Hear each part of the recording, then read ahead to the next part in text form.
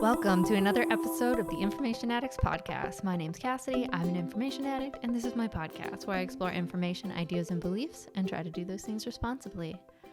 It is good to be back here producing videos on this channel. I have been absent for the last couple months because I have been a busy little bee. I have been traveling internationally. I have been working events.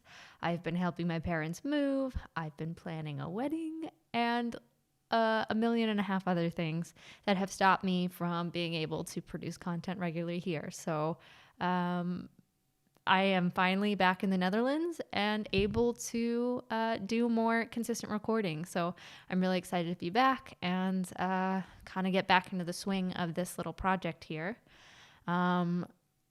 I have a whole slew of conversations that I recorded way before I left the Netherlands, and I am going to be releasing them likely very out of order. Well, I know that's going to be out of order because this conversation is not one that I recorded before I left, but I have a reason, and it goes along with this announcement that I have to share for all of you. Outside of being personally busy with work and other things in my life, I have been working on a little project to kind of give back to this little space that I find myself in my little internet corner. For those of you who know me, you probably know that I have been part of the Bridges of Meaning estuary community for a long time and have a really big passion for the estuary movement and giving religious and non-religious people neutral spaces to have really good conversations about what they believe and why, and how we make sense of that in the whole scope of what it is to be human. And as part of that, I have been working with my friend Matthias to produce the Bridges of Meaning Festival in Germany, where Bridges of Meaning members and other people interested in the kind of things we discuss and commune with on that Discord can meet together in person and talk about how to make this sort of thing we've experienced on the internet reality in real life. And it's just a huge blessing to be a part of it. And I'm just so excited Matthias let me come on and help produce this festival, because it's always been a real passion of mine to see this thing that grew on the internet and the things we do on the internet to find space in our real life, to make roots and to grow communities and participate in these things in our everyday lives in a more grounded way. And so I have the information link below. If you want to kind of look at that, check that out. We are actually having a little campaign to help fund the first one, selling tickets for this year's festival as well as next year's festival. And we have early bird tickets selling right now. So if you're interested in just checking it out or possibly going, go ahead and click below and check out that information.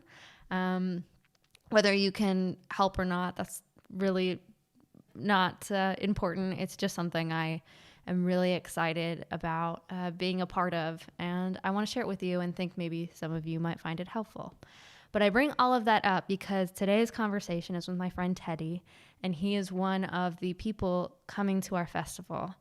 And he is coming all the way from Israel to be a part of this thing, and asked if I would have a conversation with him to kind of meet and connect before we met in person. And I'm really excited to share it with you because I think it just represents some of the most beautiful things that I have seen come out of the Bridges of Meaning community, and reminds me sort of a lot of why I spend so much time there and why I continue to keep supporting it and finding ways to bring it to reality. And I just think Teddy is a very interesting person, and it's wonderful to share that conversation with you. So that's all I have for now. I hope you enjoy me being back, and I hope you enjoy this conversation. Teddy, so nice to finally get a chance to connect and meet with you. Hi, Cassidy. Hello. I'm sorry it took so long to get it all set up and get recording. I've been crazy with moving and everything, but I'm glad we finally got something on the calendar. Yes. So we've never had an official conversation before. So why don't you give me a little introduction about yourself? I know you're coming to our festival, but I'd love to hear a little bit more about you directly from you. Yes. So I'm from Israel. I'm in the south part of Israel, and the people who know their Bible, I'm from the place where it's called the seven wealth of Abraham, and when he placed the seven wealth, so that's the name of the city that I went to high school, but I'm a small village next to it. I was born in Russia. I was born probably a year after Chernobyl. That apparently only recently I understood how much of a big effect it was on my father. And maybe we can get into that, but it just was a revelation for me. And so I lived for the 5 years in Russia, and then at the end of the Soviet Union, so the Soviet Union collapsed in 91. So at the 90s, when they're allowed immigrants, release immigrants to leave, my mother jumped on the opportunity because a lot of her friends from college moved to Israel when in the 70s, and the problems in the 70s when also but it was much harder to get outside of Russia in the 70s, and some of her friends did. So she came to visit here in Israel, and she visited here, and as her friend said afterward, you never came back. You just stayed here, and your body just came back to Russia to take the kids and go to Israel. Yeah. And we moved here, when my mother found a job at the Ben Gurion University, and then we moved here in the middle of the desert, in a very small place, small town. And it was interesting and a struggle, but afterward, my journey and my life took me completely other ways than a regular Israeli life. And because the main myth that hovering above me is the myth of an immigrant and a person who is not part of the place. And this was part of my background, because I'm like, my mother and is from the intelligentsia family, from Russia, which is like educated people, and we moved to a very rural place in Israel. So I was outside of that. So none of the people around me had those conversations that I had in my house. Yeah. I mean, do you remember, were you too young to remember anything from Russia, or do you remember some things? Just bits, small bits. I remember the biggest contrast for me was my I don't know how they call the kindergarten attendants and people. Yeah. So the big difference between of them, because over there was this mentality of harshness, and you like of being afraid, being like harsh treatment, and you like they were the enemy in a sense for a kid's mind. I'm attacking from a kid's perspective. Yeah. And we always like try to notice when they are not there, so we can be more free and do whatever we want. So this almost feeling of this big brother was always present as a kindergarten. And here I remember a specific episode that happened to me, that we were playing around the courtyard, and I ate a fly. And I was really upset about it. I didn't know what to do about that. So I ran to the kindergarten and was like crying. It's like, I don't know what to do. Like, it's like now in my stomach, and it's flying in my stomach, and I don't know while I was crying, and she said like, oh, that's easy. Just say to your mother to make you a lot of cakes. And then when you eat the cakes will, with sugar, its wings will stuck together and it won't fly anymore in your stomach.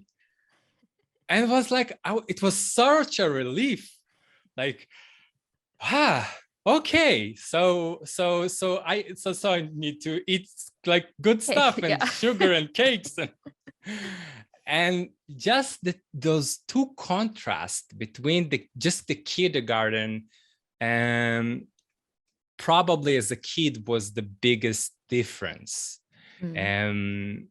Now when I'm older, I understand the problems and the mentality, because there is a certain northern mentality and southern mentality, or as we call it, like the northern Russian Scandinavian mentality and the Mediterranean mentality, which is completely different. Sure. And I understand that like some of the members of my family really struggle because of that, because they have a cold mentality in a warm place.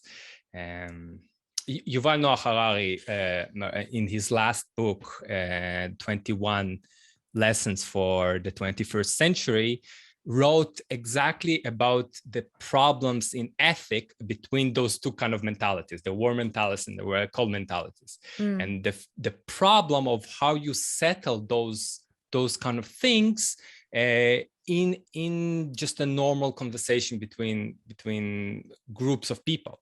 Because some people, the outburst, the yelling, the giving their emotions away is a way of dealing, bringing to the surface certain problems, discussing them in public, and managing and seeing what can be managed.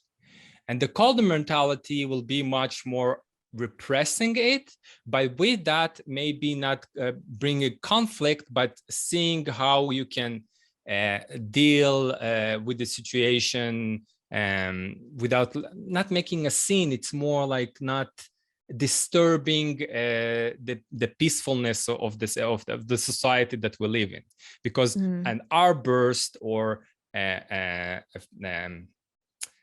verbal outcry can lead to a conflict, which maybe we don't want. So maybe the other strategy is better.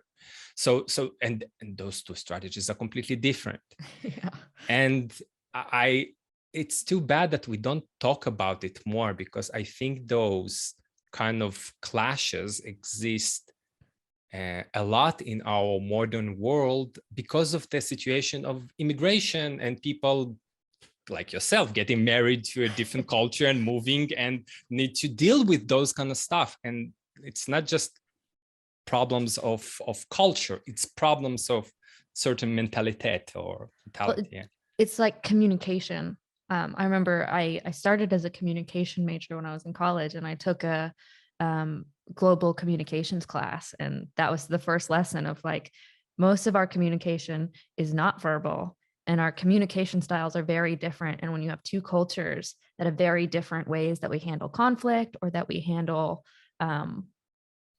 just normal interactions, it creates confusion, and we put our own sort of perception and baggage onto the way other people act. And if we can kind of get to that place and understand those differences, it kind of can give us a bridge to understand people more and like navigate that. But it's very difficult, and I think it's something we don't think about too often.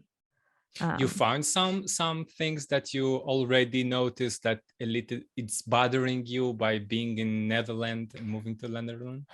No, I mean, there's definitely little things that are different. And it's funny, the Netherlands and the US cultures have distinct differences, but we're similar in some ways. So the Dutch where are you from the US? Arizona. Okay. So the Southwest. And so like the US, we're known for being sort of direct, super optimistic, very eager, very fast paced. And the Dutch, they're very direct, but they're not quite as fast paced, and they're a little less ambitious. And so there are some things that kind of I can deal with, the directness. Sometimes it can be like, whoa, what's going on? But for me, I came from a direct family, so it's pretty easy, but sort of that slower pace. I've actually enjoyed it because as of late, I've realized the sort of frantic pace that I move at is it has a good to me, but there's also a lot of good in learning how to slow down and enjoy the slower things. Um, but I think, and I don't know if this is Dutch or just Verity's personality, but my fiance, he is um he's very non-confrontational, and I tend to be a more confrontational person, where if I have something wrong, I just want to deal with it, and he wants to put it away and just forget it. And so you see, we haven't had too much conflict with it because we recognize it and try to work through it, but I see how those differences change the way that we interact and the way we move in our lives, and it's just funny. And I'm not sure if that is ultimately something Dutch, but it's something I've you noticed. try to do the 5 personality traits for the couples? Have you done that? No, we haven't. I Have mean, you done separately? not officially. I maybe Faraday has, but I haven't officially done it. I've done other personality tests, and from just hearing people talk about it, I know some of the things that I have. But like we know the Enneagram. So I'm an 8 and he's a 9. So he's the peacemaker and I'm the challenger. And so it's just like, yeah, I don't know about those kind of okay. elements. I'm more about like it sounds like more you are more disagreeable than he is. So yes, I think so. I don't know for sure, but I would think I'm more disagreeable, but not incredibly so. But definitely more on that side than agreeable. But we're both very high in openness. And so, yeah, it's interesting.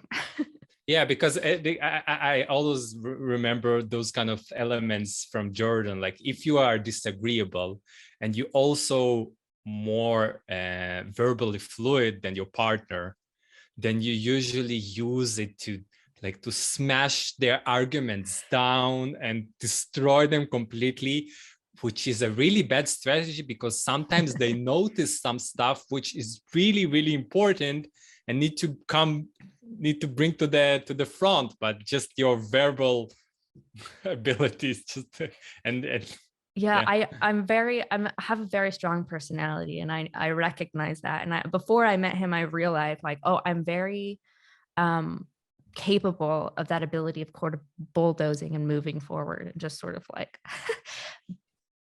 not in this like aggressive way where I'm knocking people aside, but I can easily sort of dismiss things to move forward because we have to go. But I've tried very hard to kind of put that aside and be calmer with that. And so he actually really helps me and see where his style and his sort of thoughtfulness and quietness is very helpful. And it's actually helped soften those things in me. And so I try to keep them in check because I know the minute you let them go, it can be a strength that I can be very direct and be very verbally precise and persuasive, but I don't want that to run off the rails. And so he's a really good sort of buffer for me to remind me of the good. It sounds in your relationship that the mythos of the Beauty and the Beast is reversed in your case, because I spoke, I explored with Andrea quite a bit the different elements of myth that the feminine is possessing, and we try to figure out which are the tropes of the feminine. And the biggest is the beauty and the beast, which is the feminine, and this force which is taking an unruly masculinity and making it civilized and making him the prince of the kingdom.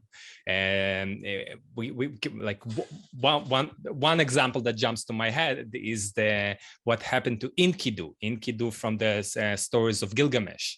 So Enkidu and Gilgamesh are best friends, but before Enkidu was his origin is a wild man. He's a man of the forest. He's a man of the beast. He's almost half beast, half man. And only when the holy priestess going to the forest to subdue him and sleeps with him, so there is a certain unity between them, then he becomes a civilized and can come to the city and challenge Gilgamesh. And after Gilgamesh destroyed him, then they become good friends and they go for adventure together. But this trope is one of the key elements in the feminine and the masculine, like how the feminine helps the masculine to be part of this world. Maybe it can be correlated to the anima and animus from Jung, but I'm not sure. I don't know if you're familiar with that, but No, not really. I know a bit about Jung being in these circles, but yeah, he's never been my like deep dive. But I mean, it's interesting you bring the idea of beauty, because I think that's one of the things that he's brought to me that I found most impactful and kind of changed my perspective of how I saw the world the most. Because I never thought beauty was a bad thing, but I was very truth first centered, particularly in my religious exploration, where it's like, we have to look for the truth, because if we can look for the truth and live the truth, it'll bring everything else. But he has this very intuitive sense to the beautiful, and how participating and chasing after the beautiful is almost a better path than just strictly the good. It's not this ignorance of good or truth, because like that's very important, and truth in its fullness is beautiful. But he kind of introduced me to that idea, and I was hesitant for a long time, where it's like, well, beauty can be very deceiving, which it can be in a certain sense, but true beauty and the pursuit of that shows us what is good and shows us what is true. And so I've never felt, because often beauty comes with this identification of the feminine. And I think just being a modern woman and the fields that I chose to be in, I've never felt super feminine. Not that I felt hyper masculine either. I felt in this weird way where I didn't identify with either. And I don't think that doesn't embody beauty in some way, but I guess it opens the complexity of it. But I think that approach to this idea of what's often seen as feminine, of the embrace of beauty and trying to embody that, has been super impactful for me.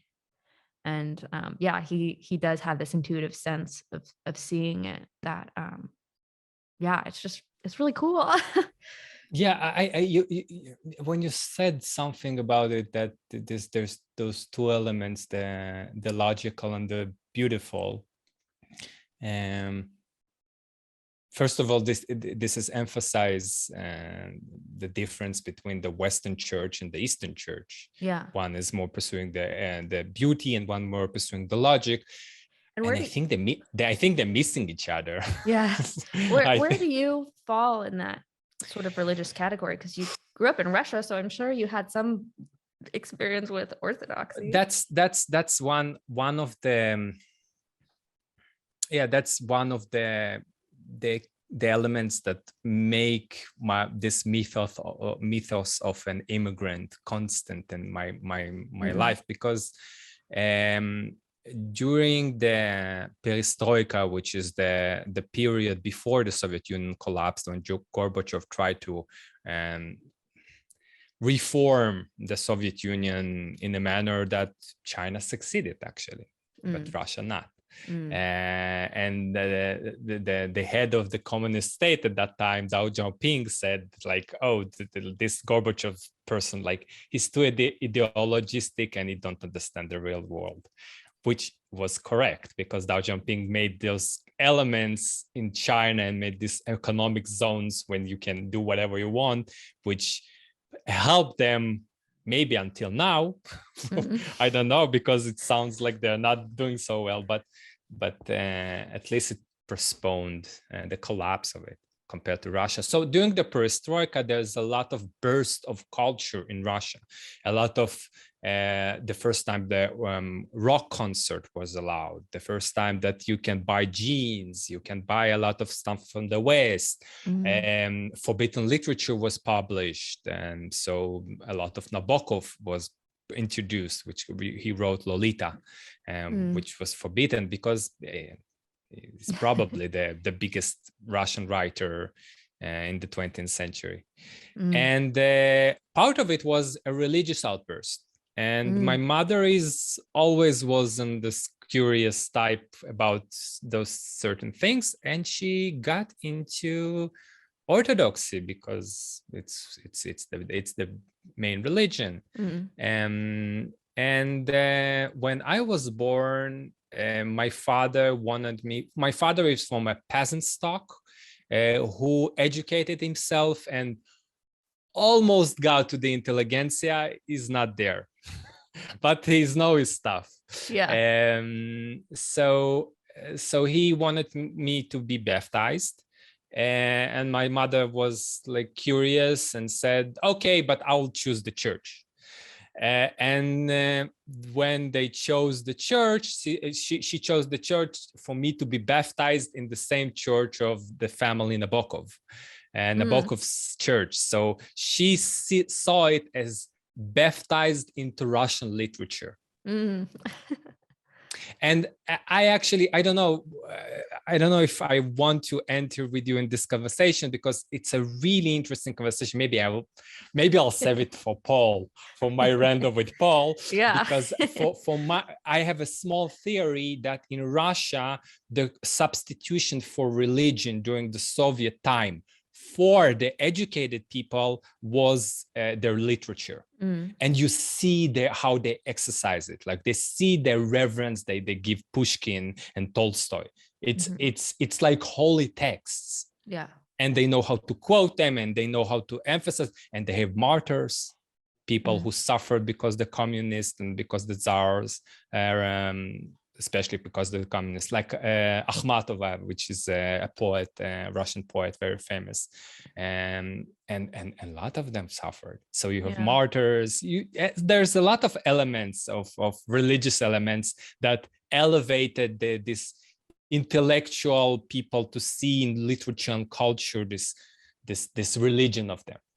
Right. And so she wanted for me to be baptized in the Russian culture.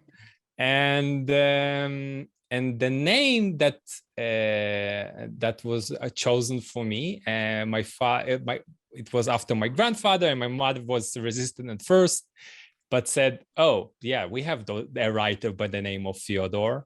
And so they baptized me with Fyodor, like Fyodor Dostoevsky. So that's my Christian name. But when the Soviets started to collapse, and my mother friend invited her to come to Israel, my mother is half Jew from the wrong side, so she half Jew from her father's side. Okay. That's important because in the Judaism you consider Jew only if your mother is a Jew. Right. But her mother died when she was really young. So it was murky on papers. And because she took her father's last name and his like the name of your father, like the Russians use your name and the name of your father. So for example, my father's name Nikolai, so my name will be Fyodor Nikolaevich. Without the last name, that's just my name, Fyodor Nikolaevich. If I go to school, the teacher will say like, Fyodor Nikolaevich, do this. And yeah, so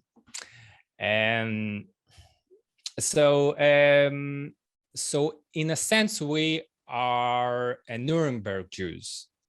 So Israel consider us Jews because we still went to the concentration camp because I am a quarter Jew. And my mother is half. My father is not. So when we moved to Israel, it was such a big mess. They just didn't care, and they just wrote that we're Jews. So considering by Israeli law, we're Jews. But as Jonathan Pajot asked me this question, not personally, but asked me this question, what is your symbolism that surrounds you? In what symbolic culture that you grew up with? And when he asked me that about a year and a half ago, I went through my parents' house and looked at the symbols, and I counted 20 churches, 25 churches. And like almost different churches. The pictures, not icons, but like from different visits. When I am standing near to some church and there's a photograph, like different elements of those kind of things, and not even one connected to Judaism. So I grew up secular, as most of the Russians did, and when I started to discover a little bit my religious affiliation with Jordan Peterson, throw the challenge to most of us and ask, okay, so you need to believe in something big, like what is it? What is it? Is it Islam? Is it Judaism? Is it Christianity? All the rest is less important, but those three are very important. So which one are you? And Jonathan Pajot gave me this bits of this last piece. Like I am, although I am in Israel, I'm surrounded. I grew up in Christian symbolism. Right. So after a conversation with Jacob in the beginning of this year, also from our corner, he said you should start praying, and you should start praying in whatever religious affiliation you feel comfortable. And explained to him everything. It's like, I understand. So I got permission from my rabbi to pray as the Orthodox. So yeah, kind of. I got permission for the top Jew to be an Orthodox. Yeah. No, it's funny. I mean, before I keep going, I've got about 8 minutes. I keep meaning to upgrade, but I don't have Pro. And you should told me I haven't upgraded it. Oh, sorry. Well, it used to be that the two people could talk and it would be fine, but now it's whatever. But if it ends, we can start over. Start on my own, and I'll record and then send to you, and you do the edit. Yeah, perfect. But yeah, so a little background on myself. I grew up non-denominational Protestant, very Western, evangelical American. And last October, I converted to Eastern Orthodoxy. And as I was going through that, and right before I was about, like, I had a baptism, or well, I didn't get rebaptized, but I had a chrismation date set. And what is that? I don't know what is a chrismation set. Oh, yeah, in Orthodoxy. So when you convert, so usually you have the baptism and the chrismation all at the same time. And most people do that when they're babies. Since I was coming from Protestantism, I had to be brought into the church before I could take communion and participate in the fullness of the church.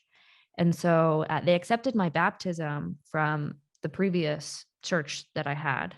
So I kept the baptism I had in my Protestant church, but I had to still get chrismated and brought in with the rest of the service. So they had set that day. Just a quick question. Do you know how about people in my situation who were baptized as kids, but not part of the church? Do you need to go through a certain rituals? You need to be baptized again?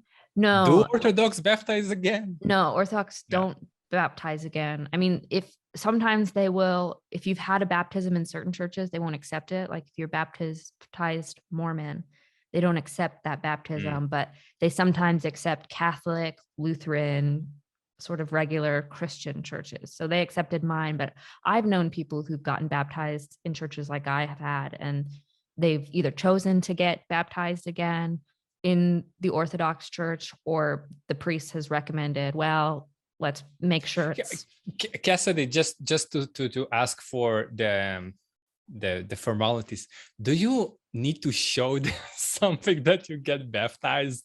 Like, no, or they just believe you by word? they believe you by word, and then when you go to the cup, they'll ask your name. And so if you don't give them an Orthodox name, they'll kind of go, are you sure you're baptized? So that's usually how they check, or, you know, you create a relationship with the priest. But no, I didn't get any like certificate or anything. So it's really honor system. Okay. But to answer your original question, if you've been baptized as a child and you leave the church and go away, but then want to be reunited, you're re-entered through confession, because they see confession as this sort of type of rebaptism of like whatever. So that's how you're brought back into good standing with the church, and you can continue with communion and that sort of thing. But yeah, I started asking questions about Judaism and that sort of thing right before my chrismation, because it was that last unexplored territory. Not that I hadn't explored it, because Christianity is so built on Judaism, but it's built from a certain frame. And so I wanted to experience that. So I went to a couple Shabbat services and some high holiday services with one of my friends, and talked with her rabbi, and Jacob helped me out in certain ways too. And so he's a good resource in that sort of thing, because I you know, he can be feisty and fiery and he certainly has opinions, but he does, I think, care desperately about people having good participation with religion. And I think that is something in the Jewish faith and that's what I heard from sort of the rabbi that I had. It's like, or that I had talked to, it's like, we don't see anything wrong with you participating in this Christian thing. So yeah, because Gentiles exist, and Judaism understand that those kind of people exist in the world, and they are called Gentiles, and there's a certain responsibility as a Jew toward those people. So if you consider yourself, it doesn't mean that you're like, no, like we don't get close to you. It's nothing like that. Well, first of all, thank you so much for all that background and your story. It's so interesting. And yeah, I'm glad I didn't listen to your conversation with Matthias, because then I could just get it fully. I saw the beginning, but then to tell you the truth, I never tell the same story twice. Oh, there you go. I always, and I give this tongue to everybody, like, oh, if you want to really, like, I will give you the frame of the puzzle. But if you really want to, you need to spend those millions of hours to figure out which puzzle goes where and how to construct the big picture. You need the 10,000 hours to to understand who I am truly. Well, kind of moving forward from your story, and I guess it's still kind of associated, but how did you become part of this little circle, and what's drawing you, and why do you keep coming back to it? Yeah, I can give, like, I'll give the complicated answer, because at this point you understand that I cannot not do that. But in short, I think it was from loneliness.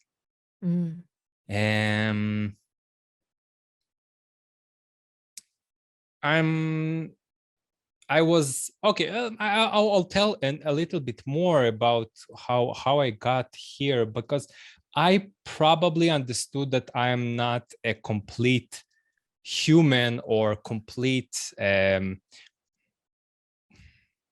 not well formulated or well raised or a proper person. I understood that I'm not complete from a really, really early age.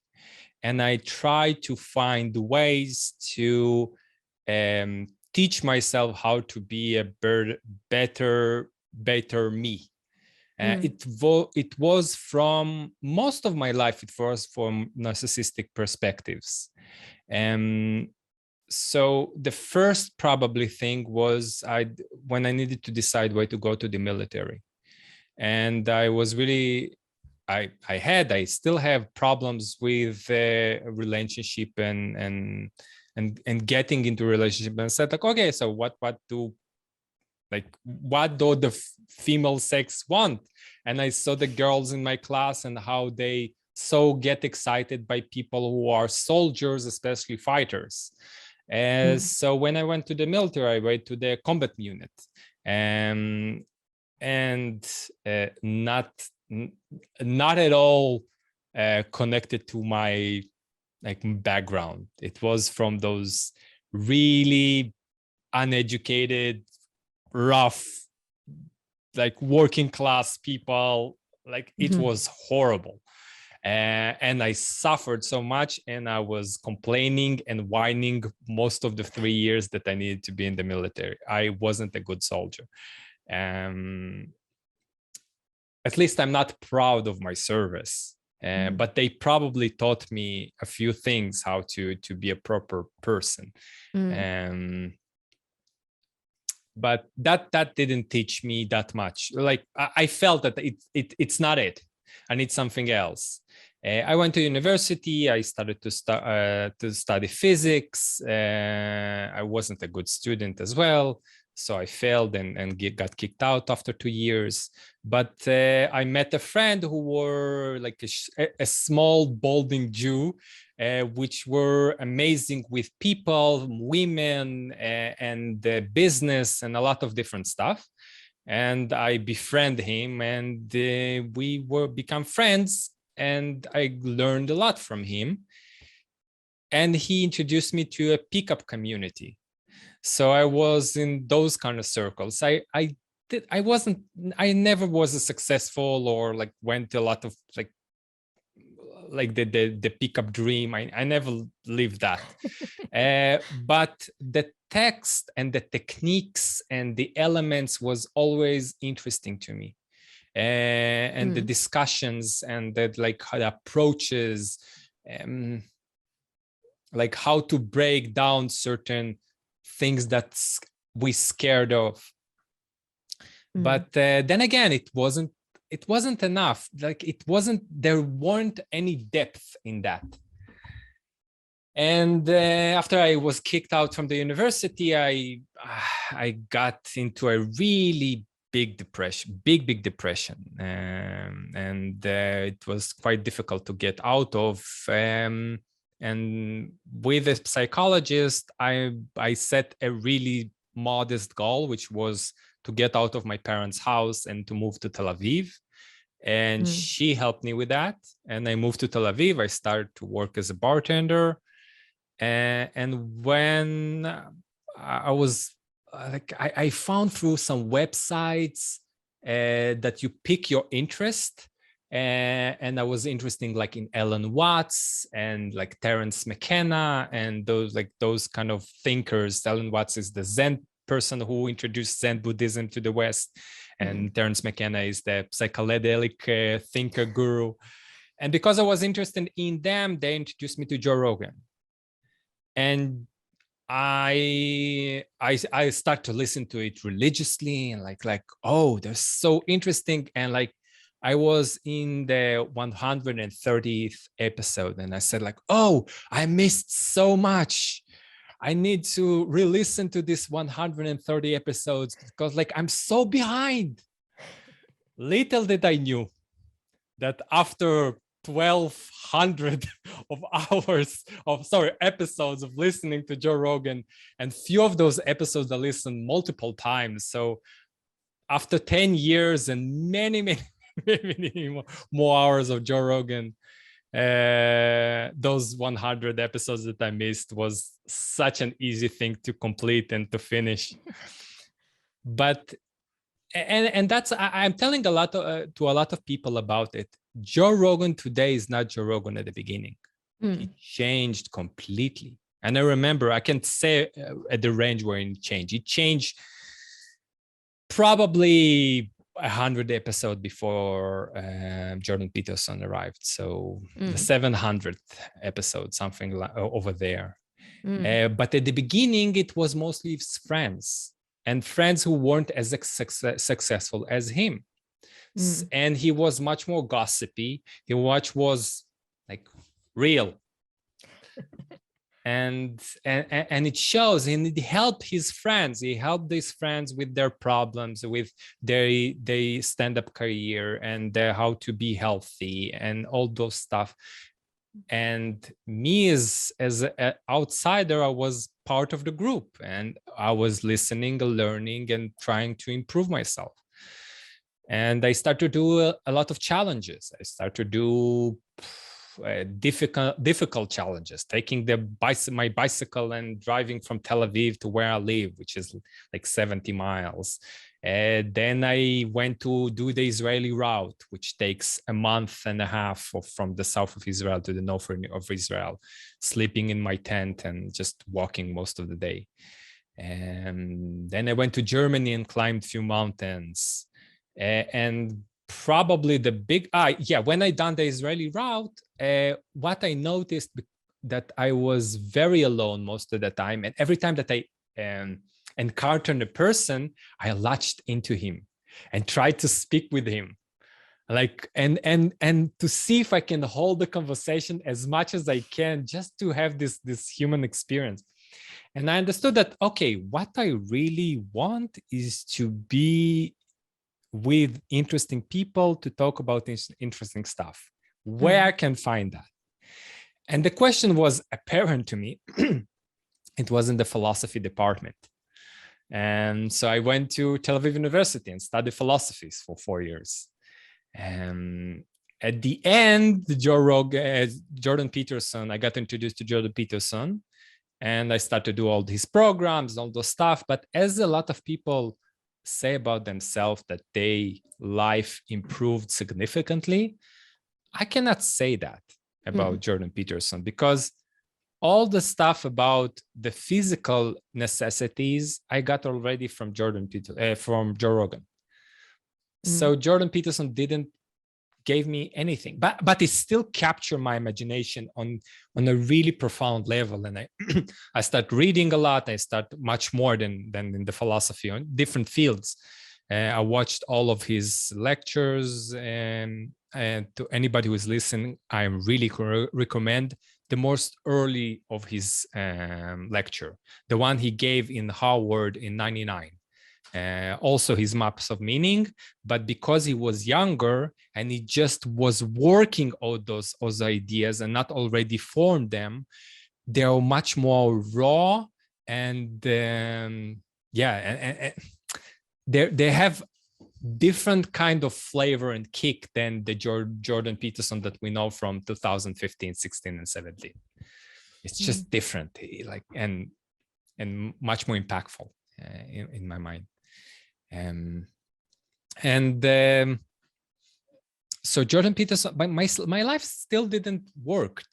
I don't understand why, but I've done most of the prescribed thing from Jordan Peterson, Joe Rogan, and it still didn't work. I had more friends, but not a lot, and no intimate relationship, not a job or financial not success, but even stability. I failed the university once again, and I didn't manage to finish it the second time. And I again was kind of a drift. Like now, and in my mind, there this phrase of Jordan Peterson that if you didn't get your life by the age of 30, it's really hard. If you didn't get your life in order by those elements, as I said, by the age of 40, you're probably done. And at that time, I was 32. And like, okay, it's going to be really hard. Really, really hard. Now at the age of 37, most of these elements didn't clicked yet, and I didn't check them as Jordan said, but and that's the big difference than when I got Paul's video a year ago, I saw his commentary with John Vervaeke about John Vervaeke and Jordan Peterson, and he said something: come and get out of your mind and out of the thinking mode and put yourself in front of people. And I heard it. I heard is challenged a year ago, but was too scared. I come to Discord, but it was like such a mess, and people sitting in the voice chat. Like I don't know. I don't understand. And I get it to cool a bit for another half a year. And at the beginning of this year, just at the end of last year, he's done another conversation between a few of the members of the Bridges of Meaning. And he gave them a face. I saw them at Paul's video, and I said, okay, I can relate to those guys. So yeah, I can jump into the Discord. And I said, as I said with the conversation with Matthias, like the first person I met was Adam from Ireland, and we had a really good conversation. And I'm not a texter, so I don't type that much, and I don't have any messages on there. Yeah. But I'm regularly on the voice chat and speaking with people. And the other thing that was important for me was to start some activities with people. So I started a book club and start to reach to other people just to have conversation. And just those kind of steps, I saw improvement in my life, how I took responsibility, helped with the people surround me, managed to help people go through the Corona times and the quarantine just by doing conversations once a week and speaking with them about different subjects. So I saw certain improvements in my life, but the biggest steps I start to see when I entered the Discord. And I don't know if it's because I start praying, as Jacob said, or was it because of the relationship with the people, or it was because of the book club. I don't know which one of those. Well, it's probably all in a complicated factor, you know. It's nothing, some nothing kind of is, web. Yeah, nothing is one thing and only one thing. I think particularly in the relational aspects, but also the spiritual and like health aspects.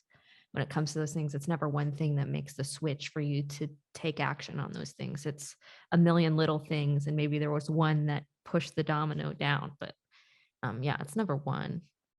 And yeah, I think it's your experience to the Discord was very similar to mine, where, and I joined very early on when it was smaller.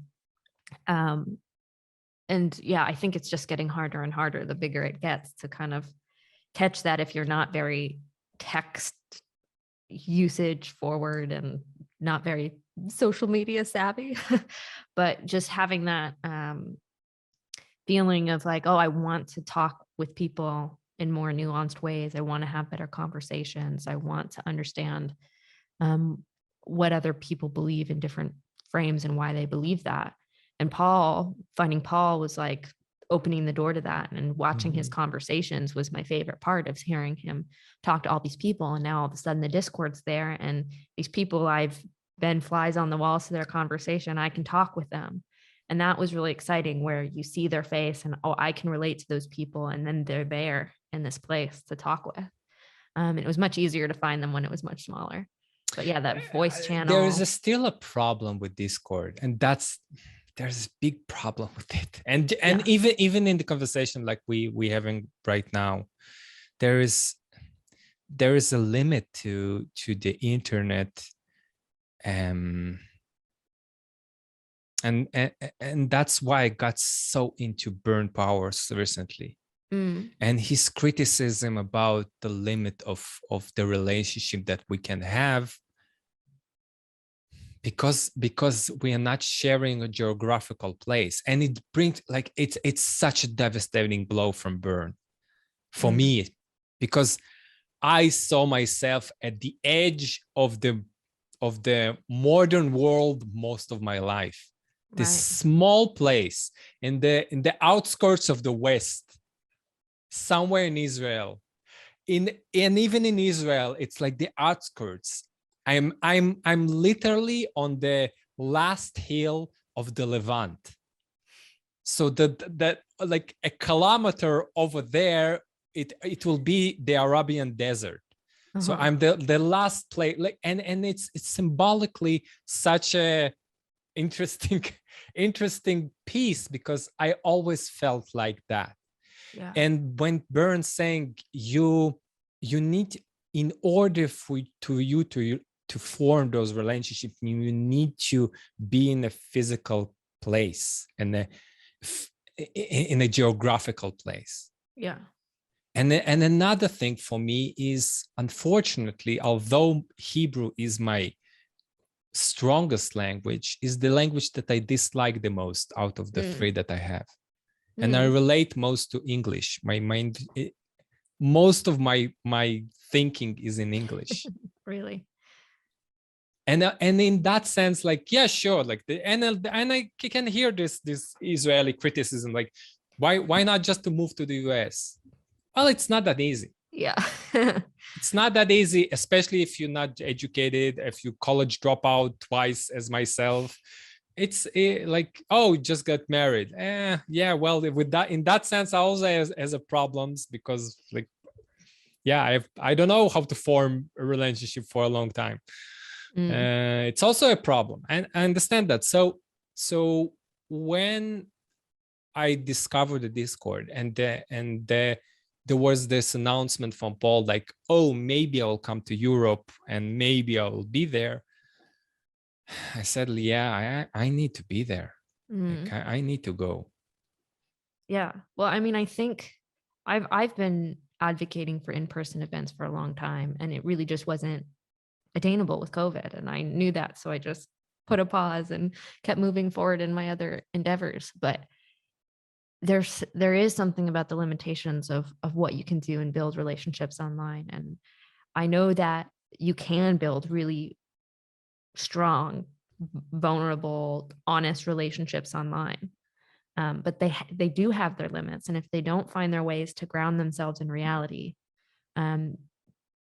they start to have a negative effect. They don't have the same positive effect. And if your life is so reliant online versus in person, it has that same sort of effect. And you know, there are different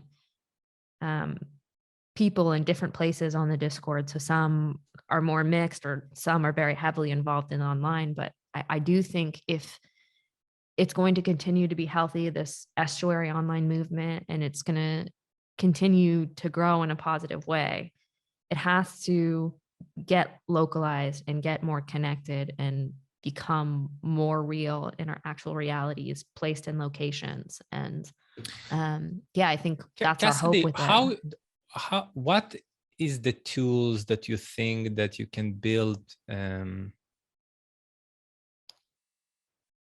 a personal relationship with somebody on the internet? You said it can be. Can you give me, please, like, the techniques? How do you do that?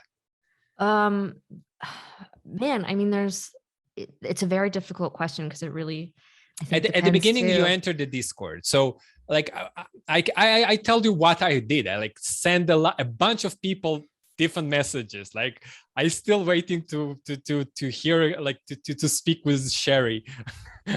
I really wanted to Yeah, speak with her, but she's so not available. So, she's busy right now. I, Yeah. I I guess, but that, I tried, but it's really hard, especially to enter a community that is a lot of the relationship was already established.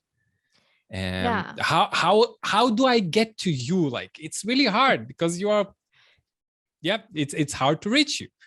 Well, I'm much less on the Discord now, particularly with moving and trying to get planted in a new space, and being very conscious that to be in my real space and not escaping to the internet is super important for me to thrive here. but I mean, I think also just having participated and it's not as much of a need to be on the Discord to have the conversations I used to have at the beginning than it is now. And that's where I think, we've been struggling. A lot of our early members have left, which has changed the dynamic of what the Discord is and the spirit. And it's always going to go in flux and change because that's how communities are and people are and relationships are. But there's this bittersweet moment where it's sad to see the people go and lose what they provided for the community. But on the other hand, them leaving is sort of a good thing of recognizing it's leaving us an open space. Well, and they've kind of. and most of them are out living better lives and participating in the world without this feeling and this need to ask the questions and seek the things they did before. And so it's this like bittersweet thing. Most people who leave are actually in a better space. But I think with the online community, just like with any other community, it's like in person. It's really about being present, taking the patience to build that relational currency, like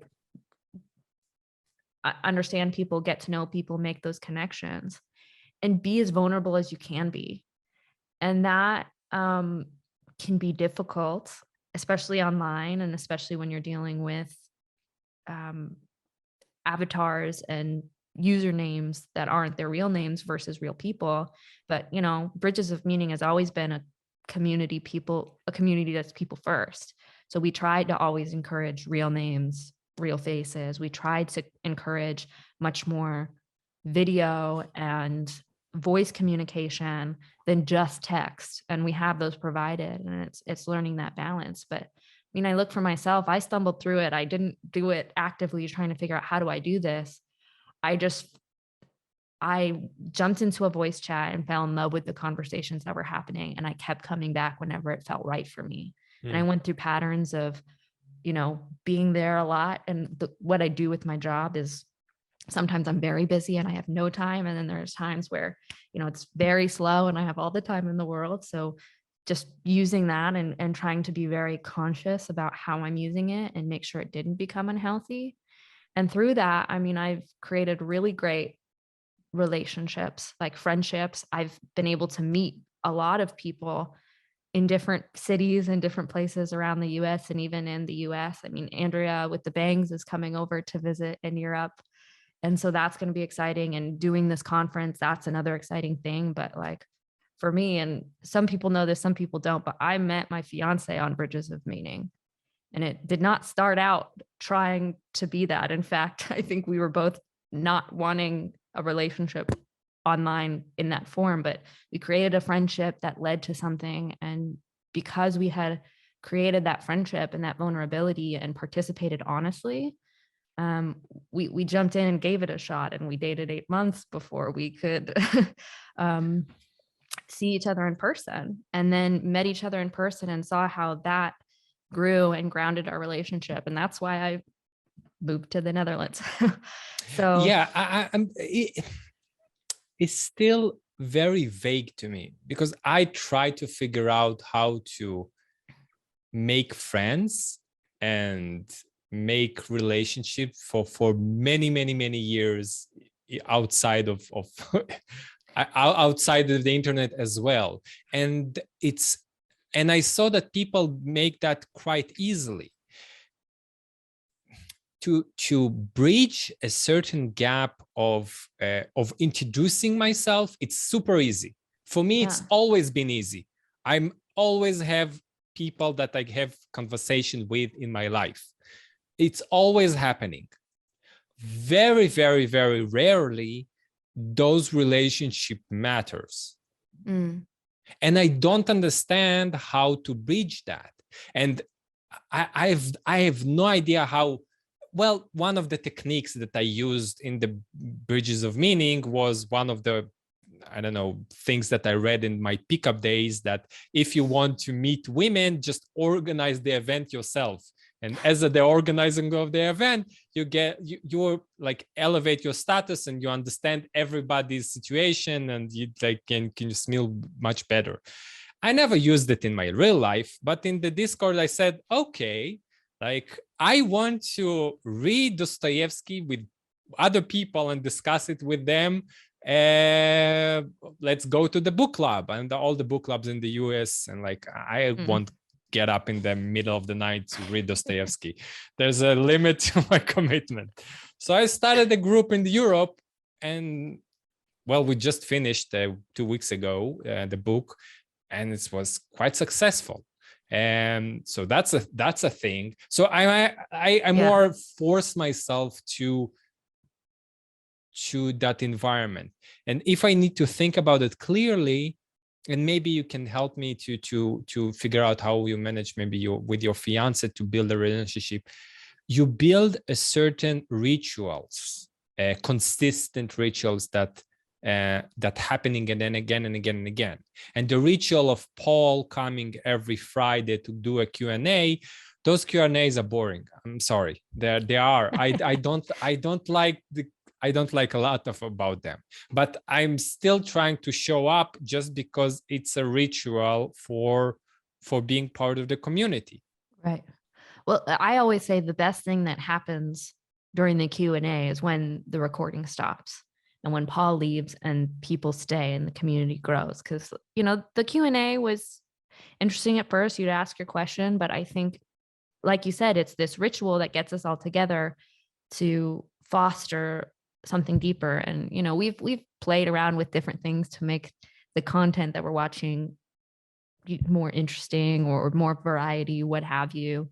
But it's that idea that having something that brings us all here on Friday has been really helpful to grow that community and create those places where people can meet. And I am very vague about how to do it, because I don't think there is a step that you can do that guarantees, oh, friendships are going to happen. Like, relationship building is very participatory. And if you don't put skin in the game and be vulnerable and find ways to put yourself out there, you can't do that. So there's only certain kind of broader things we can say that can help, but it really is that thing you have to test out for yourself. And what works for me is gonna be very different for you. I enjoy talking to people. I talk to strangers on the subway all the time. I talk to strangers on the street. I can make friends with anybody. That's just how I'm wired. And so there is something that if you have a personality like that, it can be easier to make friends and you don't feel as self-conscious, but it's learning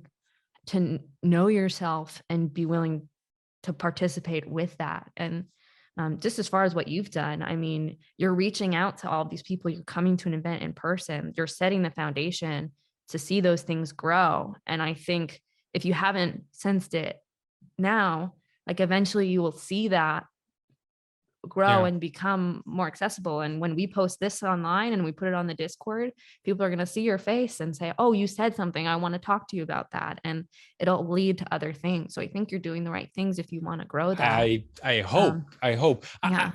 I saw something really disturbing with the randos that Paul is doing. And I noticed that because I noticed that people that coming to speak with Paul want to speak with Paul, want to form a relationship with Paul. And unfortunately, Paul, he's just one. He's limited. Yeah. He's limited. There's a limit to time and space. And I what I've done for this last half a year, I've listened to randos, and the people that I felt a connection to, I sent them a message and asked for a conversation. I didn't get anything except to, which is fine. And one of them, we set a regular conversation once a week. Yeah. So, and he said to me like, oh, it was just the beginning. It was the, how is it, the beginning of the meal. Yeah, like it was the appetizer. The appetizer. It was just the taste. Yeah. I wanted more from Paul, but you can't. Well, I think that was one of the reasons why the Discord was made, because Paul only has so much time and can only have so much relationship currency he can give and receive. And so having this place where other people who can connect with people that they recognize as similar or helpful or even very different, that can challenge you and change your mind, like that's more helpful for everybody than just having a relationship with Paul. And Yeah. it can be easy, him on the screen and him doing these videos, like we get this pedestal idea of, oh, I want to know Paul. And I've been lucky enough to have some conversations with Paul and create enough of a relationship where he's willing to come Yeah, and be at an you event that I got early. for days. That's the thing. Like Peugeot also got early to Jordan Peterson, so he has like a straight tap to the source. But I think that's not everybody got that. I think for me, I've felt more grateful for, and not that I'm not grateful for Paul and what he's given me, I am, but I've been more grateful for that ability to talk with others. So it doesn't feel like, oh, I need to talk to Paul about this. I have this whole group of people I could say, oh, I think they might be a good person to toss this through. And why I've started my own channel, because I love talking with people and seeing their different perspectives and giving people space for that. And I'm small right now, and I don't know if I'll ever get big or how long I'll keep doing this. I've always said I'll keep going as long as it's healthy for me. But like if for some reason something went big and I got a lot of viewers, like I'm in the place where I can't do as much as I can of just talking to random people. And yeah, it's that recognition of, it's not about how many people you're talking to. It's the quality of relationship you have, and the health in which you're participating on both sides, because you can try your hardest to participate and be healthy and give, but if it's not a healthy dynamic between the two, it's ultimately going to fail, because you can't, to keep moving towards that is not going to help you. And so you've got to find the right people who are in the right place and in the right spirit to have conversations with, because I don't think it's about having the most conversations or talking with everybody. It's following your conscience, doing the best you can to be honest and vulnerable. And that's my main criticism about I don't know if how should we call them, celebrity YouTube people that will follow. I think that's the biggest problem with Jordan and Peugeot and Paul. Like, you don't do one conversation with, I don't know, Jordan and then Dawkins. It's not helpful for anybody.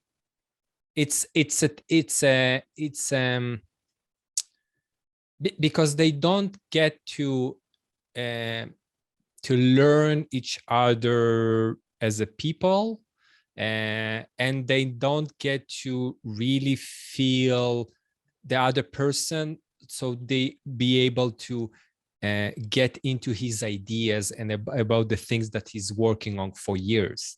And that's why I think the conversation between Jordan and Peugeot, Jordan and Viveki are so unique.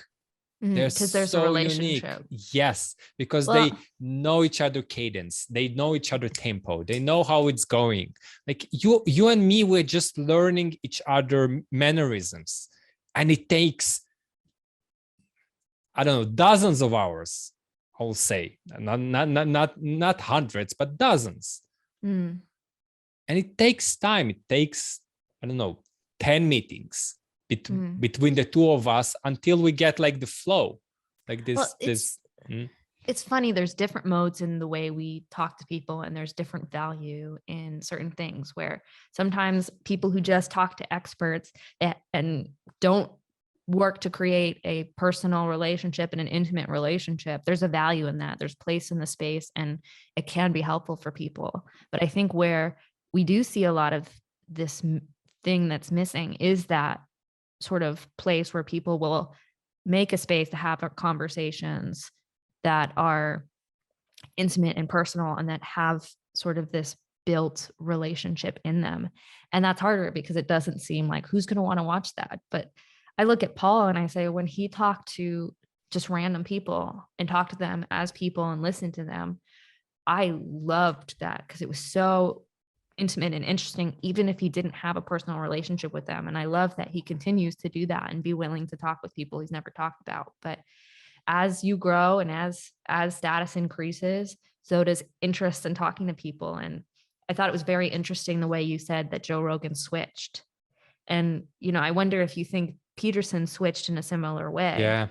And to me, it's sort of like, I see the sadness in that, but I also recognize they probably didn't see any other way but to switch and to change modes. Yeah, of course. But and I ran this idea with a friend of mine a few weeks ago. Imagine yourself, you are like, you have a lot of downloads for your videos and your podcast, and you understand, okay, I need to increase my bandwidth. I need to increase the amount of people that can listen to it, because the limited structure of, I don't know, Podbean that give me to my podcast is not enough. And you go to the website and you scroll through the plans, and it's still not enough. So you call them, and like you set a meeting, and then like, okay, you need a certain meeting, and there's certain negotiation that maybe goes for a few weeks until you set a certain plan for your specific audience. It's not just going somewhere to buy like a plan and that's enough. It's not. It's a relationship that now you have with a company, which is in a higher level. Then you have the other problem that Joe Rogan like experienced. Then they have people out coming to the studios, wanting to break in, or just to enter to say like hello during the to flash mob, I think it's called. I don't remember how. And you enter inside a stream or a TV broadcast.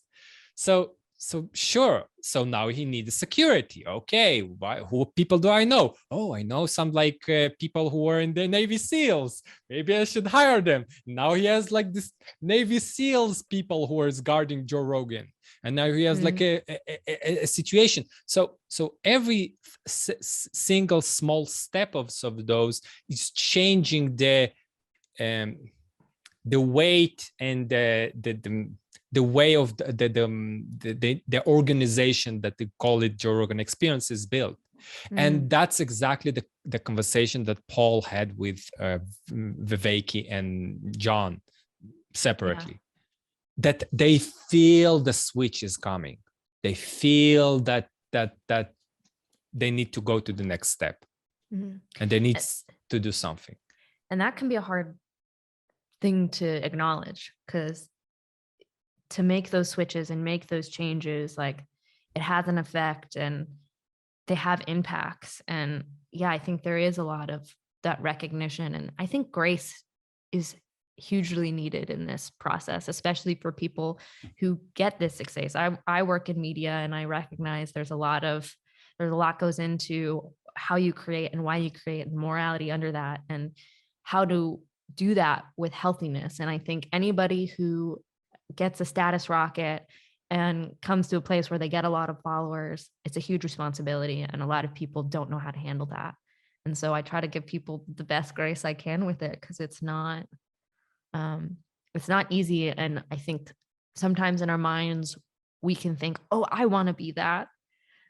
I think we don't count the cost of what that really means in sort of this grander sense. And so it's interesting to watch people, especially as Jordan Peterson now moves to the Daily Wire and creates this different path. There's a lot of reactions and a lot of perceptions about what it is and why he does it. And I just kind of sit and wait and watch and try to suspend my judgment for it, because I think there are a lot of factors going into that. And I think it is a lot more complicated than sometimes it gets played by people and expressed by people, or even felt by people. I don't suspend judgment. I judge harshly, but I do give grace in that sense. I understand that. It's just a different beast that he's now need to struggle with. Oh, certainly. And different forces, and those forces are really, really strong. The forces of popularity, forces of economic gain. gains and expenses, forces of attacks. So you have different levels of attacks. Like, okay, so at the beginning it was New York Times and everything. Now it's maybe in a matter of a law and law cases and lawsuits, and you need to defend all the time your name in court. Like, and there's companies who are just they have lawyers because they always in a law struggle. Always. Look at Disney. Disney always has some kind of case in the courts. Not one, but dozens of them. Yeah. So it's just a different level of complexity, and I think we as an audience, we still see the face and relate to this. Oh, it's just this me. It's me and him. Right. Well, and I think it probably started that. I think Jordan Peterson probably never thought when he started whatever path he went on to release videos on the internet and do these things that he would end up where he was. I don't think he would have probably done it if he did. I think the best story that I hear about that is when you said, like, I think Jordan Peterson never thought about that, and it made me think about Jesus. Mm-hmm. Like, he never thought that it's going to be like that, but Maybe. it still did. And then there is the end of the book in the Bride of Karamazov, by Dostoevsky, and there is so Jesus coming back to the earth, and he is got captured by the Spanish Inquisition, and there's a conversation between the Inquisitor and Jesus, and the Inquisitor saying, like, oh, you're already too big, like, we don't need you here, you just mess up the things, you already did everything, like, you don't need it here anymore. And I wonder, and the scene ended up in a manner that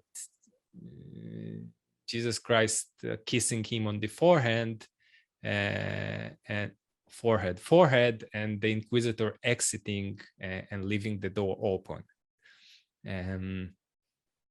So there's like symbolic thing to it, but it makes me wonder the words that the Inquisitor gave to Jesus is like, you became so big that you in person is, it's not that you just not needed, but it will be just too much. It will be maybe too much for you. It will be maybe too much for people to encounter you in person. And that's maybe the problem that happening to those huge celebrities like Jordan, or let's watch this poor souls, maybe like Johnny Depp.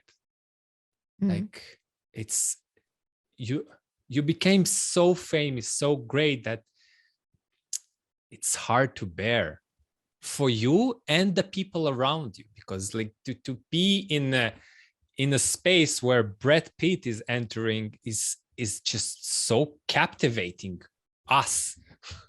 Yeah, it's like, whoa. So yeah, so it's a really, really heavy burden. Right. And I think a lot of people, when you can look at it in the space of actors, but there's different popularity in all these fields, entertainment, the thought worlds, political. I think the people who make it to the top, that get the most views, who, people admire and want to be connected to or related to, they're almost lonelier than anybody else, because they're never seen for actually who they are. They're seen for the version of what people perceive them to be as they've put themselves out in the public space.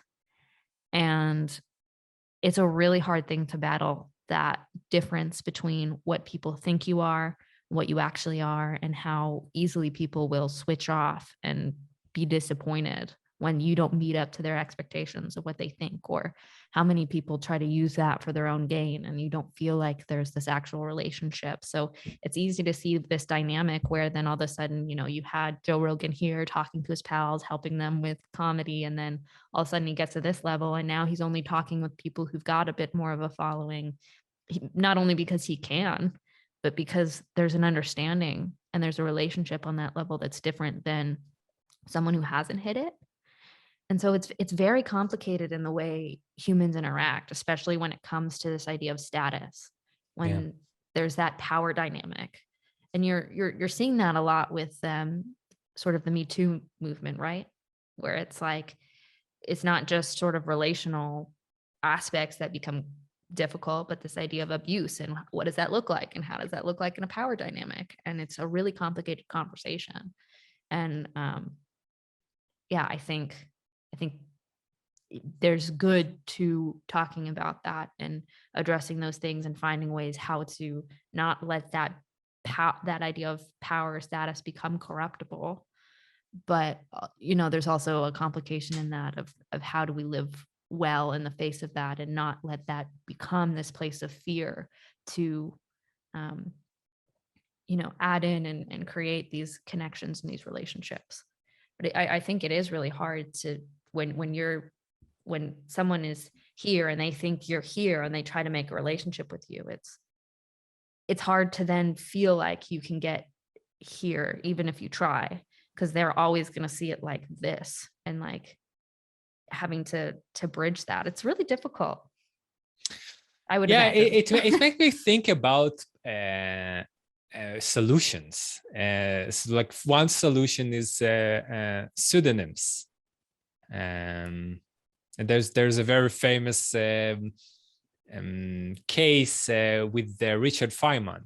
When Feynman got his Nobel Prize, there's so many people coming to his lectures, and he said like no, like he chose some physics guy who died and he wasn't that famous, and he just toured with his pseudonym, and the physics people, when they read it, like, oh, like, okay, so it's still worth to go to it, and if not, it's probably somebody who is taking it as a pseudonym. So it was a solution, and a lot of people during their life took that solution and implemented it. If it's George Orwell, if it's Agatha Christie, and many more. The other solution that I'm thinking from history is what happened with Pythagoras is the attribution of new discoveries to the same guy. So while we know that, okay, so the Pythagorean, like he invented so many things. Like, no, he probably invented some, but most of it was his students who just like said like, it wasn't me, it was him. And that's the solution that we get from a lot from the Greeks, and especially the beginning of the Iliad, that Homer addressing and attributing this prophetic song not to himself but to the muse. And it's not me, it's the muse. And I think, and I want to connect it to something in the modern time, which is intellectual property. Intellectual property, it's not you who created the work piece. Yes, you put the time, you sat at the computer and wrote some things, you had the conversation, you traveled to different places and recorded some stuff. But the way that the formalization of the words, the way that the ideas of it, it's not yours, it's the muses. And in that sense, we as a society then don't start to elevate those kind of people like Jordan Peterson to the status of gods, because there's something above them, which is maybe the muses who's channeling through them to us. I think about it as kind of solutions to this kind of a problem, of getting so high that the status is, well, it's a problem that I won't face in my life, so that so that's okay. But but still, I think it's in a more general sense. I As think, yeah, I think a lot of this movement to kind of really tackle meaning and what it means to be human and how to answer the big questions well, I think really helps us in the way we participate in those systems. As a Christian myself, it feels like a lot of the things that in the world is at the larger level are valued kind of are upside down, and it creates this weird dynamic. And as humans, we're easily pulled to that or can be easily convinced to adopt that. But it's really doing that wrestling and that work to understand what does it mean to live in this upside down kingdom, this upside down world that Jesus called us to. And I think so many people getting to that place to honestly wrestle with the religious questions, wherever they come from, I think can help in that. And so I don't know. We'll see. We'll see what all comes down to it. But humanity is complicated. That's for sure. But it's gotten even more complicated with the internet because it just creates a sense of familiarity that doesn't always exist. But it's But good thing, because then we have something to work on. yeah, Like it's a double-edged sword for yeah, sure. yeah, like yeah, and yeah, I because my limitation of where I live, I started to go to a Catholic church, Mm, and the priest I was sitting in front of him, and he was complaining after the service, like it's a very small, super small church, and after the service, like complaining about the kids, that there's always glued to the phone, and like you cannot get from them the human interaction. And I saw that like it's captured him, this problem. He don't know what to do, and like they just sitting there, like even if you take the phone from them, like they don't care. And I said, as a newly Christian, I still play with this a lot of I don't know, uh, common common phrases that you can throw at people, and I like throw at him like really randomly and absentmindedly, like, oh yeah, it's like God is testing you to see if you can do. And like I saw that he snapped out of this ranting about these kids, like maybe. But then he just went back to this mode of ranting about the kids and the phones and the technology and everything.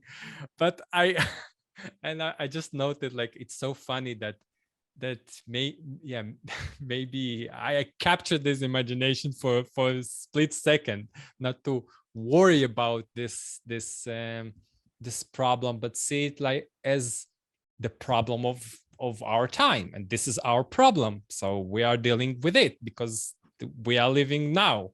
mm, And that's fine, because there's always problems to tackle with, there's always problems to figure out. And how to earn money in the time of internet, how to be a celebrity in the time of internet, how to start a video in the time of internet, how to record those kind of conversation and not connected to a geographical place in our time, how to relate to other people, how to form relationship in the digital age. Though all those questions are new yeah. and exciting. Well, and I think we all have different spaces in answering those and different positions in them where, some of us will make videos and some of us won't. And some of us will try to find the way to bridge the real and the internet, and some won't. And I think we can learn from each of those participations and get wisdom from that. And so I think it'll take time to understand what the best thing is. But to kind of try to land the plane and bring it back to sort of this. Like, I think that's why I get so excited about seeing multiple people around the world trying to bring this online participation into the real world, including Chicago and the Thunder Bay events. And because we're not the only ones doing these things. And so it's so exciting to see that. And I just hope something good comes from it, however long it lasts or how healthy it is. Yeah. Well, any last thoughts before we close out? Yes, because we were bickering so much about the problems of the modern world and the way, and especially me, about not being to connect to the people.